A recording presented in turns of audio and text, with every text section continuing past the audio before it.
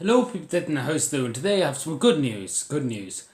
I'm delighted to say it's not the best news, not the humanly possible best news, but I'm happy for the Defence Force at the moment in time because finally they're getting additional money. Not an absolutely absurd amount of money now, but it's a small extra bit, which is good.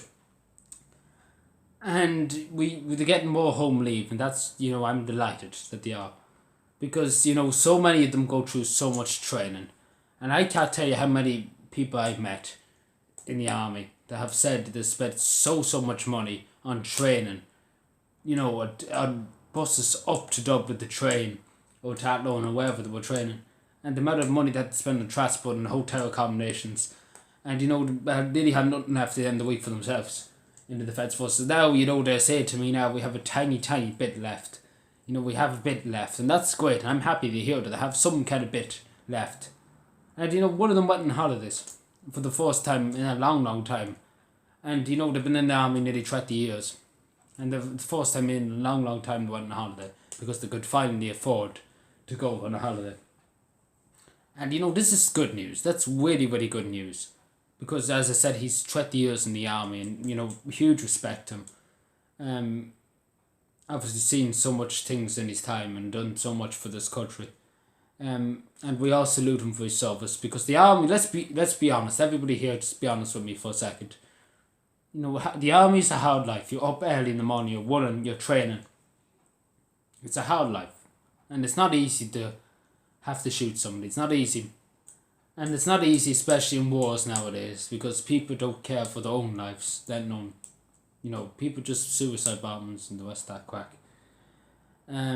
It's not easy. It's not easy because, we have to think about it. And I know people say, they're going to be part of the European army and the rest of this crack, which could be right. I'm not going to say to people now, I don't have any proof to say that the government is going to say no if that ever does come up. But they probably are going to make that happen, the European Union. But hopefully Ireland might just open their mouth and say no. Because, that'd be just an insult to our history. Like I have the two Michael Collins statues out today. I thought it'd be fitting, just I had it, I was cleaning it, I was washing, giving it the rub down, I suppose you could say. I didn't even know he was facing me. He's facing me, actually. I didn't even know that. Yeah, he is actually facing me. I didn't even know. That's weird. The two statues are facing me. Okay, it seems like I think I'm being watched. I'm only joking. But it's weird that the two of them are facing me. I just noticed that. That's really weird. Like I can see it here. You can see it in the camera. They are definitely. I can see it in my camera. They are facing me. The one is looking toward this way, and there's one looking straight into my eyes. I'm not gonna lie. That's a bit. I don't know what to say about that, but anyway, back onto the Defence Forces. It's great that they're getting home. Getting home more home leave and additional funds because some of them have families, and we have to be honest with you. If you do a good job, you're supposed to get paid for it. Not like the TDs in the door who do nothing and just get paid for it anyway. I could go towards hospital beds or something for TDs salaries, and anyway. I'm happy. I'm delighted. It's some good progress. Let's put it that way. It's some good progress, and I'm delighted that it's just a tiny bit of good progress, but it is good.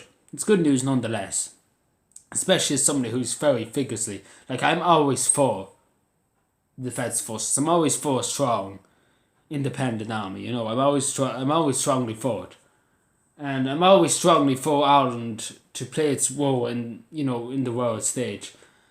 Obviously helping peacekeep, and obviously we have nothing to gain by any war or anything like that. But to just try and help people, I suppose, give Ireland a good name too, as a humanitarian. I know people probably say we can't afford it, and we can't afford it, but we are 60 years peacekeeping around the world, and that's a long time. And we're more than any other country in the world, and we bring so much joy to people that are in desperate need, and I think that deserves a big salute to all our veterans of the Irish Defence Forces and people serving in the Irish Defence Forces now. And I don't think they get recognised enough, the veterans. And I would like to say, on behalf of the whole people of Ireland, for all the veterans, like, your service will never be forgotten to this country, and we will never underestimate our servicemen and our servicewomen. Thank you for watching, and huge respect to the Defence Forces, and I'm delighted that they have additional things. Thank you.